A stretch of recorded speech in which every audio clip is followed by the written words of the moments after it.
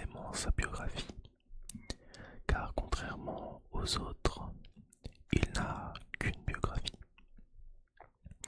On va commencer avec sa citation, qui est « Rien ne peut me retenir », citée par Alistar. Alistar est un guerrier redoutable, cherchant à se venger de l'empire noxien qui a détruit son clan. Bien qu'il ait été réduit en esclavage et forcé de vivre une vie de gladiateur, sa volonté de fer lui a permis de ne pas succomber à la folie bestiale qui le menaçait. C'est maintenant qu'il a retrouvé la liberté. Il combat au nom des faibles et des opprimés. Ses seules armes sont ses cornes, ses sabots et ses poings. Voilà. Maintenant que nous avons lu la citation d'Alistar, nous allons passer à sa biographie. À sa biographie. Alistar. Le titre, je crois que c'est Minotaure. Bien des civilisations ont résisté à Noxus, mais aucune aussi longtemps que les clans des montagnes de la Grande Barrière. Si pendant des siècles les féroces Minotaures avaient protégé les routes commerciales terrestres qui menaient à l'ancienne ville de Zone, ils préféraient néanmoins ne pas prendre part au conflit majeur de Valoran. Le noble guerrier nommé Alistar avait le respect de tous les clans. Au sommet des montagnes, son cri pouvait faire fuir même les plus intrépides des intrus. Et seuls les fous osaient l'affronter. Malgré cela, il exhortait sans cesse ses semblables à se rapprocher des autres races de mortels. Mais beaucoup considéraient les Minotaures comme de simples bêtes, ce qui ne manquait pas de dégrader leurs relations. Puis vinrent les Noxiens et leur promesse d'un avenir meilleur. Leur émissaire, la matriarche de la maison Théwain, annonça que l'Empire voulait s'emparer de Basilique, une cité côtière située à l'est, mais qu'il ne le ferait pas sans le soutien des grands clans des montagnes.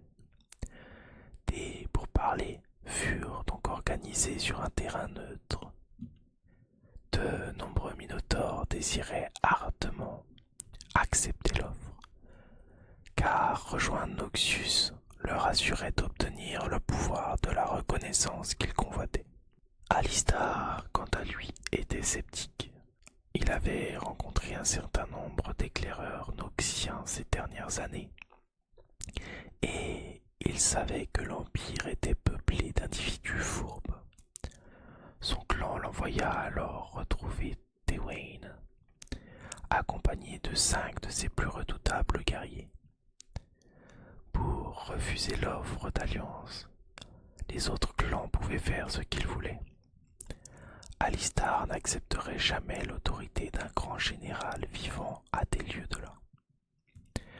Mais Alistar et les siens furent trahis.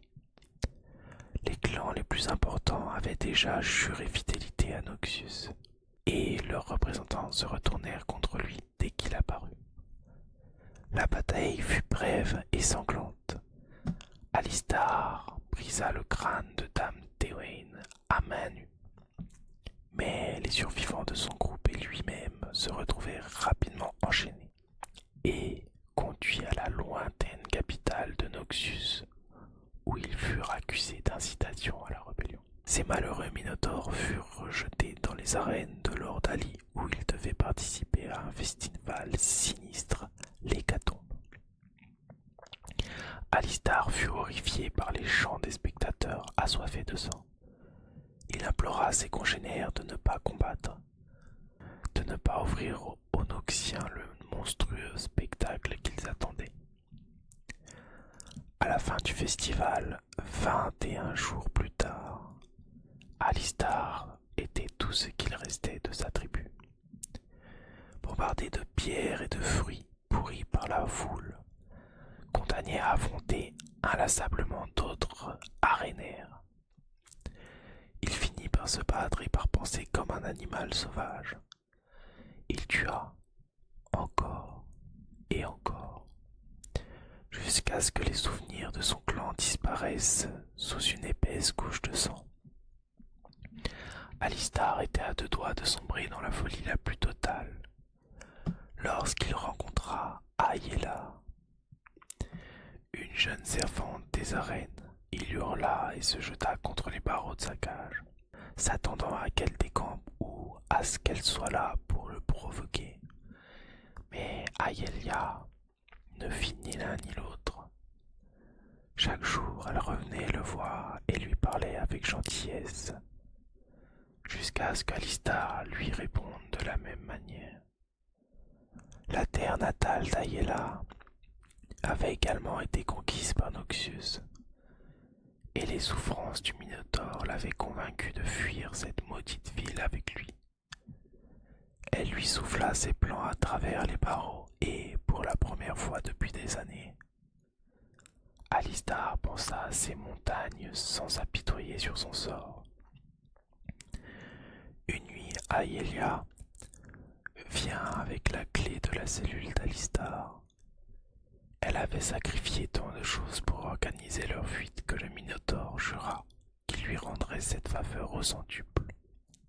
Ils coururent jusqu'au fleuve où une péniche les attendait.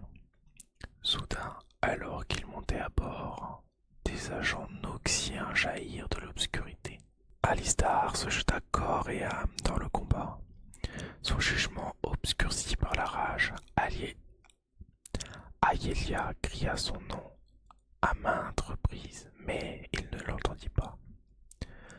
Quand le dernier des assaillants périt sous les coups d'Alistar, celui-ci vit que le bateau était parti, et Aelia avec lui. Le Minotaure décida alors de fuir à pied vers le sud. Il chercha partout la jeune servante, en vain. Avait-elle été capturée, tuée? Il était incapable de retrouver sa piste. Des semaines plus tard, un coup d'État ébranla jusqu'aux plus sombres fondations de l'Empire et la fuite du Minotaure fut aussitôt oubliée. Alistar voyage désormais seul en essayant de se faire remarquer le moins possible.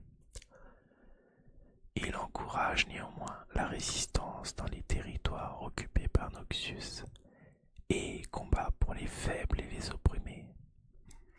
Ce n'est que lorsqu'il aura lavé la honte qui ternit son cœur, en s'acquittant de ses dettes auprès de ceux qui ont été cruels ou bons avec lui, qu'Alistar oubliera sa rage et retournera dans ses montagnes. Et dans chaque ville qu'il traverse, il demande si quelqu'un a vu Aelia. Et voilà pour l'histoire de Alistar. J'espère qu'elle vous aura plu. Elle était très sympathique, très apaisante. J'espère que vous allez passer une bonne nuit, une bonne sieste.